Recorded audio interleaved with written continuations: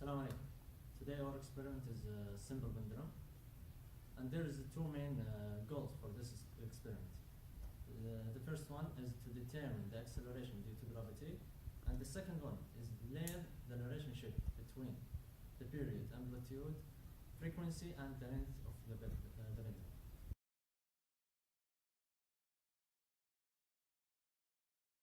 Hi, here we have our thought stand, and we want to know the distance from the half of the stand to the half of the pendulum. And we want to make the distance 5 centimeters. And now we want to know the time taken for 20 oscillation.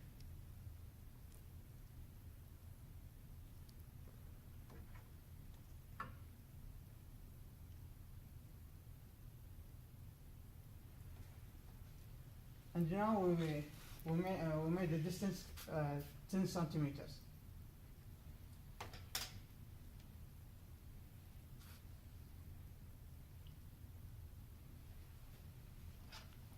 See?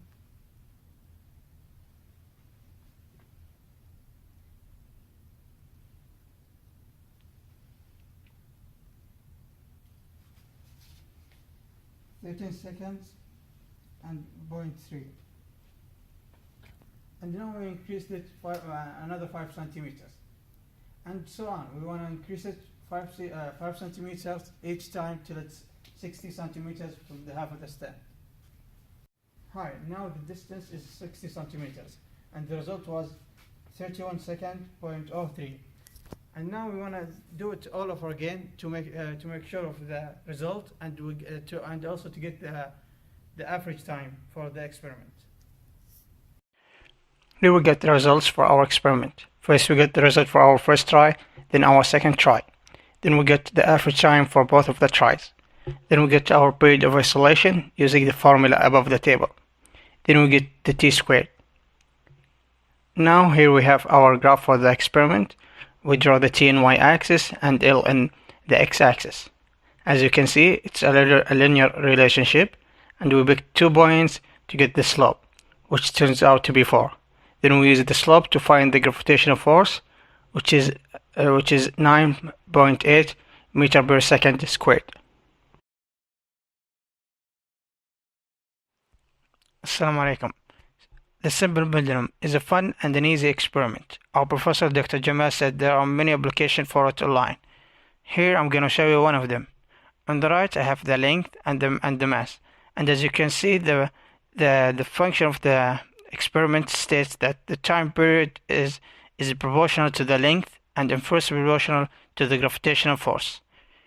First of all, I'm going to start with the length, and let's see, I'm going to start with the 1 meter and the mass is 1 kilogram, and let's start with a 30 degrees angle.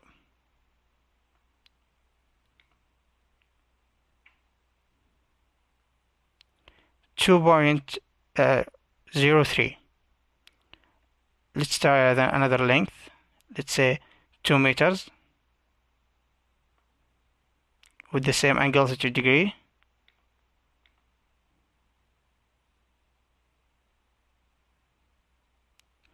.8. As you can see, when we increase the length, the time period has increased also. So they are proportional to each other. And when we have 1 kilogram and 2 length mass, and the mass is 2 meters, let's see which will be the result when we increase the mass. Let's say 2 kilogram. First we get 2.8. Let's see with the same angle 30 degree.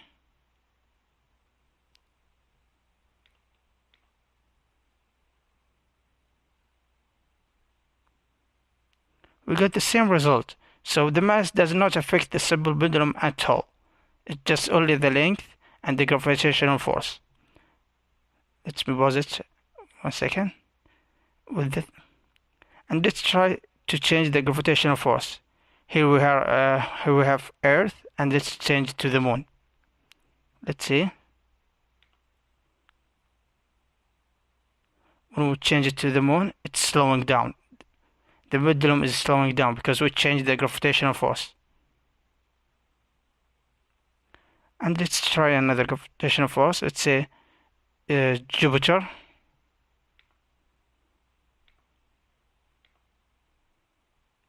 And as you can see, it's not slowing down because we changed the gravitational force from Moon to Jupiter. And let's go back to Earth with the same angle, 30 degree.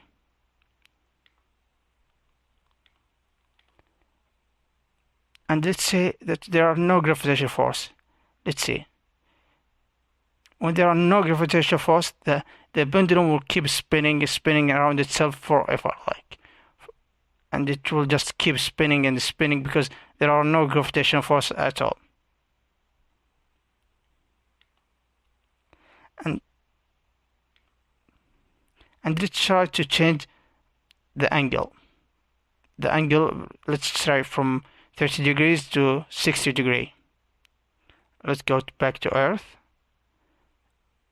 And let's change the mass to 1 and the length to 1 meter. And the angle, let's say 60 degree.